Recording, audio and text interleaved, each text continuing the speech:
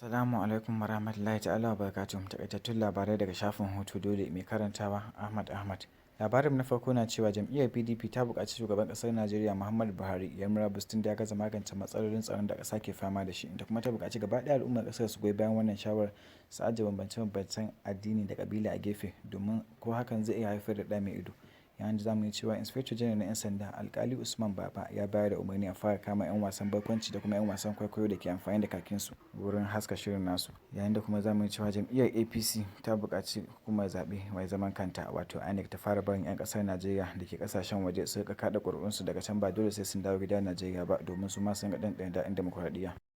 Mataimakin ɗan takarar shugaban ƙasa na jam'iyyar PDP kuma gwamnan jihar Delta wato Ifeanyi Okowa ya maiwa Tinubu raddi kan batun da ya kansa, inda Okowa ya ce shi fa Tinubu ya daina ɗaukar kansa a matsayin wani babban ɗan siyasa a Najeriya wanda ya fi kowa shahara. Okowa ya bayyana hakan ne biyo bayan batun da Tinubu ya yi na cewa mataimakinsa Kashim Shettima ya fi mataimakin ɗan takarar shugaban ƙasa na jam'iyyar PDP wato Atiku Abubakar, wanda hakan ne ya sa Okowa ya fusata ya mayar masa da raddi.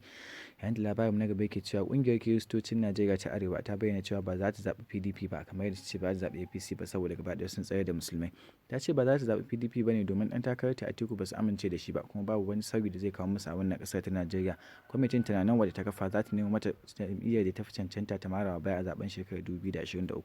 Labarin na gaba yana cewa a jiya ranar Lahadi 'yan ta'addan ISWAP suka bayyana cewa su ne suka kai wa dakarun sojoji hari akan babbar hanyar Kaduna zuwa Abuja, inda suka kashe wasu daga cikinsu kafin suka tsere cikin jeji. A makon da ya gabata ne 'yan bindiga suka kai wa dakarun sojojin hari akan babbar hanyar daidai wuraren tsaunin Zuma a Madalla Junction. Yayin da shugaban Yarbawa Gani Adams ya bayyana cewa anya akwai gwamnati a Najeriya kuwa domin a kullum matsalar tsaro ƙara taɓarɓarewa take yi, saboda haka ya kamata gwamnati ta tashi tsaye domin ta ceto rayukan al'ummar Najeriya baki ɗaya.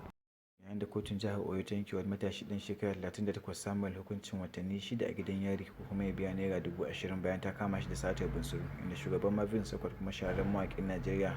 wato Don Jazzy ya miƙa saƙon godiya ga ɗaukacin al'ummar Najeriya da kuma masoyansa da suka taya shi da yawa mahaifiyarsa addu'a bayan ta mutu sakamakon ciwon kansa.